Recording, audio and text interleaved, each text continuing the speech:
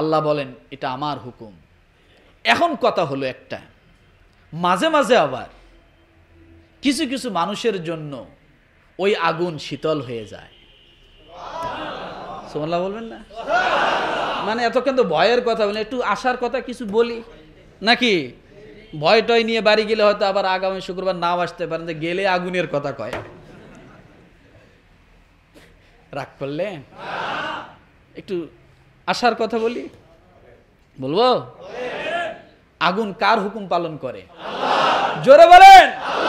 কুলনা ইয়া নারু কুনি বারদাও ওয়া সালামান আলা ইব্রাহিম। যে আগুন আপনাকে ছাড়বে না, আবার কিছু মানুষের জন্য সে আগুন কি হবে? বারদাও ও সালাম, না একেবারে ঠান্ডা না একেবারে কি আপনার উপযোগী করে, আপনার যতটুকু দরকার, যেমন দরকার ঠিক আপনার মতো করেই আগুন ওই রকম হবে। ও মুসলমান, এটা আল্লাহর হুকুম, কথা ঠিক কিনা? কিন্তু এই দুনিয়ার মানুষ ওই আগুনকে আবার রব মনে করে, আল্লাহ মনে করে। আগুনের পূজা করে কি করে না? পাথরের পূজা করে কি করে না? ওই আগুনকে আবার রব মনে করে। ও মুসলমান, ভালো করে শুনে রাখেন, আগুন কার হুকুম পালন করে? আবার এই আগুনকে কি বানায়? মানুষ পূজা করে, আল্লাহ বানায়, সোজা কথা নাকি? ভগবান বানায়, প্রভু বানায়, তাই না? এই এত দূর আর যেতে পারবো না, এটা এখানেই থাক। কথা হলো এইটাই যে এই আগুন কারো জন্য কি হয়? শীতল হয়।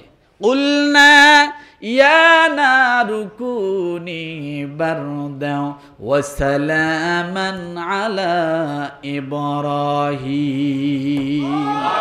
আপনার ভিতরে যদি ইব্রাহিম ঈমান থাকে, আপনি যদি সত্যিকার মিল্লাতে আবিকুম ইব্রাহিম হয়ে যান, তাহলে আপনি যদি জাহান্নামের মধ্যেও যান, জাহান্নামের আগুনের বাবারও ক্ষমতা নেই আপনাকে জ্বালায়। লাগবে কার ঈমান? ইব্রাহিম ঈমান। ইব্রাহিম আলাইহিস সালাম যে ঈমান এনেছিলেন আর যে ঈমান নিয়ে আগুনের মধ্যে ঝাঁপ দিয়েছিলেন, ওই রকম ঈমান যদি আপনি তৈরি করতে পারেন, তাহলে আপনার জন্য জাহান্নামটাও শীতল হয়ে যাবে, কথা ঠিক কিনা? আমাদের ঈমান তো লড়ভড়। আমাদের ঈমান কি লড়ভড়। 1000 টাকায় বিক্রি হয়, একটা বিড়ির কাছে বিক্রি হয়, একটা সুরটের কাছে বিক্রি হয়, একটা সিগারেটের কাছে বিক্রি হয়। ভোটের আগের দিন রাতের বেলা 500 টাকার একটা নোটের কাছে বিক্রি হয়ে যায়। আমার ঈমানের দাম কয় টাকা? 500 টাকা। আর ইব্রাহিমী ঈমানের দাম কয় টাকা? ওজন দিলে লাভ, কোন পৃথিবীর কোন পাল্লায় ওজন দিলে সমপরিমাণ হবে? সমপরিমাণ হবে? এক ঝাঁপ দিয়েছে আগুনে, আগুনে ঝাঁপ দিয়েই দেখে সেখানে জাজিমের বিছনা, ল্যাপ, কাতা, কম্বল যা লাগে সব আছে। ল্যাপ কয় আমারে টান দিয়ে নেন, বেশি ঠান্ডা লাগবে, লাগবো না। কাতা কম্বল কয় আমারে নেন, কয় লাগবে না। এদিকে নমরুদ কয় যা জীবন শেষ, ও তো পুরছে হাড্ডি, কয়লা, কলিজে, ফেপড়া, আর মজ্জা, আশকুল্লা, বিসমিল্লা যা আছে সব পুরে ছাই। নমরুদ কয় দেখতো কি অবস্থা। একটা ফুসকি দিয়ে দেখে এরকম হেলান দিয়া, আর বিভিন্ন ফল পাকড় সামনে একবার থোবা ধরে, ফুলের বাগান চতুর্দিকে হেলান দিয়া আঙ্গুর ফল খাচ্ছে। ইব্রাহিম আলাইহিস সালাম মুস্কি হাসি দিয়ে বলে কি ওই চোখ এরকম করে, ভুল দেখলাম নাকি? আবার চোখ ঝাড়িয়ে, চোখ গোসলাইতেছে, ভুল টুল দেখলাম নাকি?